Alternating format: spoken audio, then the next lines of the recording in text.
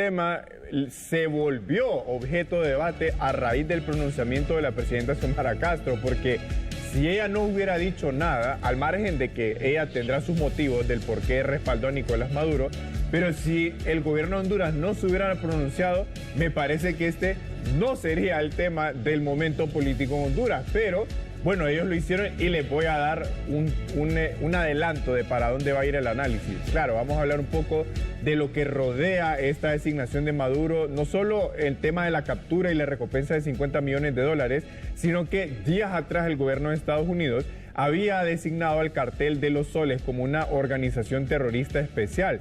Ya había ocurrido esto con el Tren de Aragua meses antes, pero esto es una progresión del gobierno de Estados Unidos tras Nicolás Maduro bajo esta segunda administración de Donald Trump. Pero vean ustedes, el pronunciamiento de la presidenta Xiomara Castro se produce más o menos 3 o 4 meses antes de las elecciones. Bueno, algo similar hizo Juan Orlando Hernández 1 mes y medio antes de las elecciones de hace 4 años, y eso de alguna forma yo creo que repercutió en su partido en ese momento. Ahora, ustedes ven en pantalla los dos personajes del análisis, Nicolás Maduro y Xiomara Castro, y un espejo. ¿Por qué? Bueno, porque más que hablar de la recompensa de Maduro, para mí esto se trata de lealtades políticas y un espejismo del modelo democrático del cual Honduras estaría haciendo referencia. Primero tenemos que recordar que en Venezuela todo esto viene ya desde hace varios años. María Corina Machado es la figura opositora, no pudo competir, Edmundo González compitió, aun cuando argumentan tener las actas que demuestran su triunfo. El 10 de enero de este año se proyectó esa imagen que ustedes ven a la derecha en la imagen del presidente Nicolás Maduro volviendo a ser juramentado por Jorge Rodríguez, presidente de la Asamblea Venezolana. Ahora, esa no fue la última historia de la ilegitimidad que ha rodeado a Maduro. De hecho, aquí en HCH dimos cobertura a las elecciones legislativas y regionales en Venezuela que ocurrieron el 25 de mayo. Y vean ustedes, del 100% del censo en esas elecciones es tanto el rechazo que tiene la gente por todo el contexto político venezolano que solo votó el 28% del censo electoral. Y aún así, según la información que dio el CNE venezolano, el PSUV, que es el partido oficialista, el Partido Socialista, habría obtenido el 82% de los votos, ¿verdad? De los 285 escaños se habría quedado con 256 y de las 24 gobernaciones se quedó con 23. Es decir, es un régimen ilegítimo, pero con el control político. Esa es una realidad. Ahora, hay un punto importante. Cuando empezó el gobierno de Trump, en realidad no estaban tan enfrentados como pareciera. Cuando empezó el gobierno de Trump, Estados Unidos envió, valga la redundancia, un enviado especial a Venezuela para abordar temas migratorios con Nicolás Maduro. De hecho, esa foto es de esa reunión, la que ustedes ven en pantalla, Richard Grenell. Y ahí lograron la liberación de unos presos políticos estadounidenses en Venezuela. Cuando esto pasó, se empezaron a crear dudas de qué tanta incidencia tenía la oposición ante Trump, pero esto se disipó justo cuando Trump asume el poder, en parte porque en ese momento, el 20 de enero, designó al Tren de Aragua, justamente como lo acabo de decir, como una organización terrorista. En este caso fue el Tren de Aragua. Pero luego, el 25 de julio, es decir, hace más o menos una semana, designaron al Cartel de los Soles, y desde ese momento, me parece a mí, se marcó la pauta de lo que ocurrió con la recompensa de Maduro, porque de hecho vean ustedes una cita directa que tomamos del comunicado que publicó el Departamento de Estado. Dice: la medida de hoy pone de manifiesto la facilitación del narcoterrorismo por parte del régimen ilegítimo de Maduro a través de grupos terroristas como el Cartel de los Soles. Entonces, esto da paso, voy a volver a esto un momento, a la recompensa que cuando Biden estaba dejando la presidencia de Estados Unidos, la elevó a 25 millones y ahora Trump la sube a 50 millones. Ahora, Cecia y don Eduardo, yo les hago una pregunta.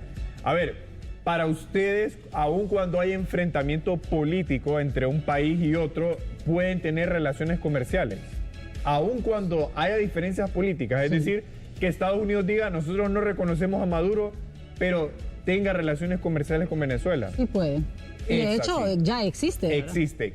¿Cuál es el vínculo comercial? Y esto es parte del cómo uno también tiene que ver el pragmatismo político. Bueno, Chevron, la empresa que es muy reconocida en el mundo, Chevron Corporation, es una empresa que el gobierno de Estados Unidos, bajo la administración Trump, que de hecho recientemente le amplió una licencia para que pudiera trabajar en la extracción de petróleo en Venezuela.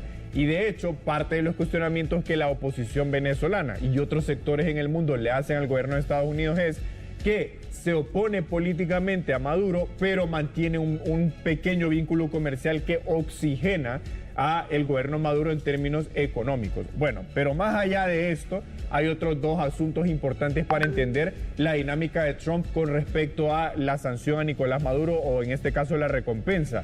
Y es que Trump ha sido muy leal con sus amigos políticos en la región. De hecho, hace días respaldó a Nayib Bukele en la reelección indefinida. Y luego de esto, en el caso de Brasil, el gobierno de Estados Unidos sancionó a Alexandre de Moraes, el juez presidente de la Corte Suprema de Justicia de Brasil, justamente porque es el que está conociendo del caso en contra de Jair Bolsonaro. Ahora, dicho todo esto, vean ustedes esta imagen. Para mí, la cercanía de Nicolás Maduro con Xiomara Castro, la lealtad política queda en evidencia con el pronunciamiento. Eso es evidente, tampoco es nuevo. ¿Cuál es el problema para Libre desde mi punto de vista?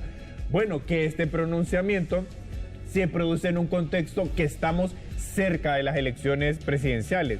Y yo creo que si el gobierno se aventó a respaldar en este momento y en este contexto a Maduro, no solo es una manifestación de su lealtad política, también de sus valores democráticos, porque de lo contrario no lo respaldarían aún en estas circunstancias. Y le voy a decir algo para ir cerrando. Vean ustedes este espejismo, que para mí lo es. Meses antes, o de hecho un mes antes de las elecciones generales de 2021, una relación hasta cierto punto impensada en términos ideológicos, Juan Orlando Hernández visitó a Daniel Ortega en Nicaragua, sellando lo que para el final del mandato de Juan Orlando Hernández en ese momento era un aliado político atípico. Semanas después de este encuentro, Ortega se impuso otra vez ilegítimamente en Nicaragua y el Partido Nacional perdió las elecciones. Claro, había un desgaste más amplio que no se reduce evidentemente a esa visita, pero la figura política más visible del Partido Nacional en ese momento seguía siendo Juan Orlando Hernández. Entonces, la figura, aunque es la candidata presidencial, pero la figura más importante que tiene Libre, aparte de Mel Zelaya, evidentemente, es la presidenta Xiomara Castro. Entonces, para mí, el pronunciamiento que ella hace es un desliz político. Tal vez para el gobierno no, porque ya está claro que la postura de ellos era esa, pero sí para el Partido Libre, que va a enfrentar unas elecciones en poco menos de 4 meses, don Eduardo y Cecia. Así que por ahí creo que es el desliz. Al final se decidió, se concluyó definitivamente con ese último Twitter de la presidenta, con quién es su relación diplomática. ¿Y qué modelo emulan políticamente ellos? Ahí es donde está el espejismo que para mí caracteriza el pronunciamiento de la presidenta Xiomara Castro.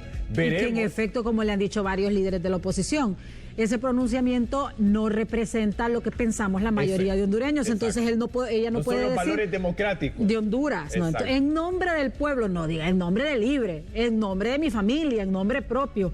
Pero no puede decir en nombre del partido, correcto, pero no en nombre del pueblo. Ahora, veremos, Cecia y don Eduardo, si la oposición política aprovecha políticamente este momento o si se disipa. Eso va a depender. A ver, la sanción a Maduro o la recompensa se produjo el 27 de julio, más o menos. Bueno, si sigue vivo en este momento es porque la propia presidenta avivó el debate. La pregunta es, ¿se va a disipar o la oposición lo va a capitalizar? Eso es lo que está por verse, pero bueno, ese es un poco el desliz desde mi punto de vista. Veremos cómo trasciende nacional e internacionalmente. Usted no se despegue del televisor porque hay todavía más noticias en HCH Matutino. Bueno.